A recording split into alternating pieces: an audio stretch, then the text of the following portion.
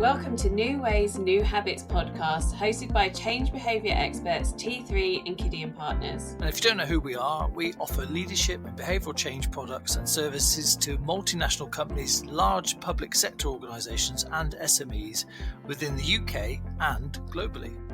Hi, welcome to our podcast on the Collective Advantage Group Coaching Solutions for Organisational Success. I'm Zara, a business psychologist at Kiddy Partners at T3. And I'm Alison. I'm a senior practitioner team coach at T3, working as part of a team of experienced coaches. Good to talk to you today, Zara. Brilliant. So we're going to be talking about group and team coaching. I thought a good place to start might be to clarify what's the difference between the two, because I think the two terms are used interchangeably, aren't they? So we've defined group coaching as an activity that brings together a group of employees to focus on a specific purpose, goal or issue, facilitated by a coach who supports them using a coaching process and coaching techniques, in comparison to team coaching, which is where the individuals involved are members of an existing, what we might call intact team. So they actually, work in a team together. And similarly, they're working together towards a defined and mutually accountable goal using coaching techniques. So what do you think to that, Alison? Is there anything you'd add? I think everything you've said is correct, Zara. It's interesting. I think it's quite important to work out the difference between a group and a team, because fundamentally the sort of outcomes and processes you use in team or group coaching are quite similar. It's much more about the group or team you're working with. So when we talk about a group is people who are brought together who've got a common interest. They may be focusing on individual goals and accountabilities. Outside of a work context, a group might be a bunch of people who are going to a football match. They're just people who are interested in football, yeah? A team, however, is a group of people who have a core purpose. So using that football analogy, football team, they're all focused, one team, on the same outcome, which is winning the match. Yeah.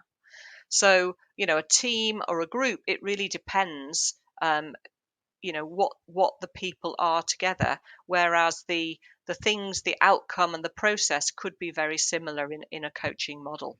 Okay, thanks. That's helpful. I like the football analogy. What sorts of issues then might you use either of those, team or group coaching for? What sorts of clients' issues are you typically addressing with it? Well, let me give you an example that springs to mind, actually, which probably answers the question quite well, Zara. I was working with a senior team, and they'd been established for quite some time. And on the surface of things, they were achieving what they needed to, very committed bunch of people. However, the leader identified, and when I worked with them, it was fairly obvious to see that actually under the covers, there was kind of fundamentally a lack of collaboration going on. People had their own agendas, so they weren't really completely aligned to the reason that when they came together as a team, they were brought together. What uniquely, when they came together, were they doing that couldn't be done separately? So what that meant was that actually there were often quite tense relationships between the individuals, and the tensions were not really acknowledged openly. It was kind of all sort of unspoken, if you like, which meant that often people would duck the debate on the real issues, and actually this was undermining their progress to be even better than they already were, if you like. So I was brought in to coach that team to try and improve performance, to develop transparency, to kind of help them unblock for themselves the things that were in their way, if you like. And how long did you work with them for? So it was over a period of about 12 months, actually. Okay. Every 6 to 8 weeks we would get together. I mean, it's important to say that a team or a group coaching intervention, if you like, isn't a one-off, but equally it's not designed for you to create a dependency. You're there to kind of almost act as a catalyst for change, I guess, if you like. You hold the process, the space, help them develop the awareness for themselves of where their blockers are, and by the interventions, the conversations, the activities, you kind of help them to develop themselves. So it's a very forward thinking thing, actually. And how long, in that example you gave, how long did it take until the team was seeing an impact of the work that they were doing with you? So I think within the first session, Wow. you start to surface some of the things that are going on, and each time the group get together or the team get together, you see the differences. So my first session with them was very much focused on building trust, actually, Mm. and starting to encourage healthy debate, starting to surface what was really going on. Mm. And helping them to see that, it's not me telling them, it's by the conversations we're having, my sort of intervening in the conversations, helping them to see how they can be more transparent, create more clarity and understanding amongst themselves. And how does it change as you move through the sessions? Do different issues come up? Do you use different approaches? How do you structure, the flow of the coaching, would you say, over the course of the sessions?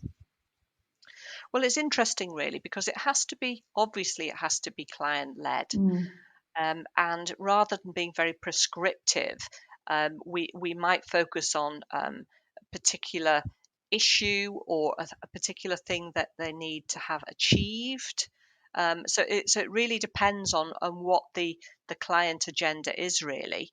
It might even be as simple as observing one of their standard meetings taking place in the first instance, and then feeding back about what you've seen and what you've noticed.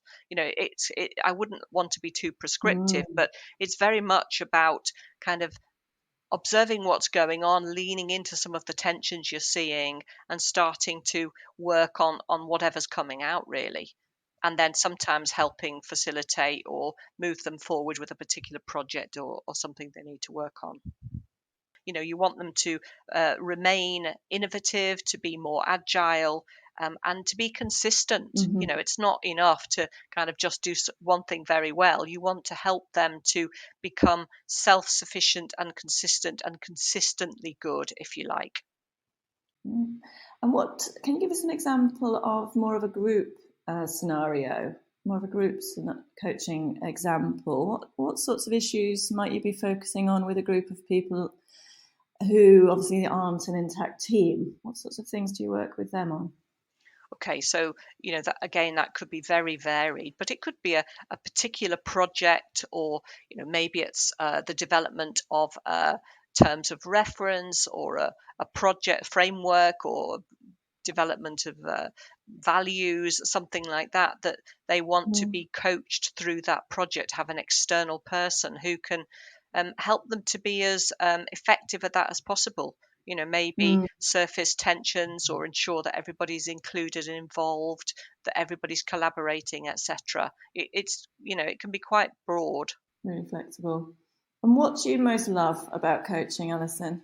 Give us an example of where you've had a coaching engagement with a group of people and you just, came away thinking that really had an impact. I absolutely, loved it. Well, I think everybody loves great feedback, and getting feedback as a result of an intervention where people say that it's moved the dial in terms of relationships, in terms of better collaboration or better outcomes. That's the sort of stuff that is great to see. It all boils down to trust at the end of the day. And I do feel that when people can see that behaviours and conversations are better than they were before, that there's a better, tighter relationships between people, I think that's a great start. The thing about work is you're obliged to cooperate and collaborate with people to get things done.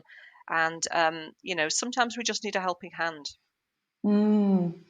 It highlights how challenging it is for the coach, doesn't it?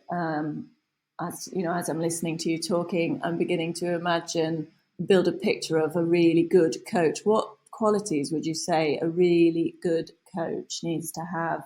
And I'm also thinking about, tools. Do they bring tools in? Do they?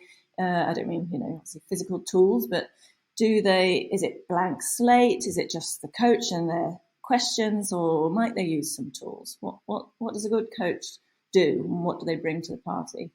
Wow, I think there's a bit of needing to be a bit of a stand-up comedian going on here, or some sort of compare. You need to be able to keep lots of plates in the air at once, and also realise that you're there to hold the space and the process for them. You're not part of it, but you're kind of the vehicle through which the whole thing happens, if you like. So not to get too personally involved. You need to be able to be objective. You need to be able to maintain some of the basics around pace. Focus on the objective and not get sidetracked. The ability to manage different relationships and egos in the room as well. So the coach needs to be able to contract really well at the beginning of the session to make sure that everybody understands and has permission to speak and to contribute, and obviously respectfully and all of those things, but to really get involved. So in terms of what the coach brings, it's that ability to hold the room, to manage, to mediate, to encourage, as well as also to bring tools as and when required into the situation. So it might be models around team leadership to help. It's not so much to teach, it's not about that, but it's helpful models to kind of explain a point, or to maybe to help you follow a structure. Sometimes there might be diagnostics or questionnaires. Sometimes we might do a little bit of role modeling. There's all sorts of things. There isn't one fixed thing. It's very bespoke. Thanks, Alison. So lots to juggle then. Now, how about from the participant's perspective? Could you paint a picture for us as to what it might look and feel like to be in a coaching session? Yeah, of course.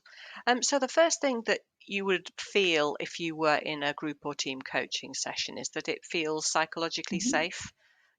One of the jobs that the coach will do is to set it up so that it feels safe, that people feel that they can speak up, that they can challenge and say what they think. That's really important. It should feel like your meeting as well. This isn't the coach driving the agenda and turning it into something else. It is your meeting. You're a participant, and you should find it completely relevant because it's about the topic or the whatever it is that you're there to meet about.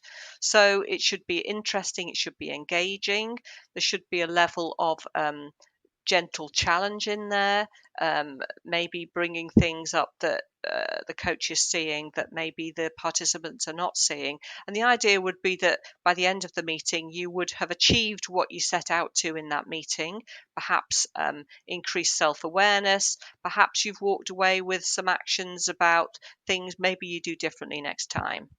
But certainly it's a growing experience. Brilliant. Thank you, Alison. I think that's really useful.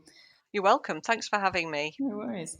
And for those of you who'd like to read more about group or team coaching, download our ebook, The Collective Advantage, Group Coaching Solutions for Organisational Success. So thank you for listening to our podcast, New Ways, New Habits.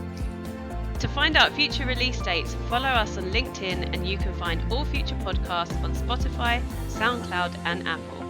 We really are the whole package.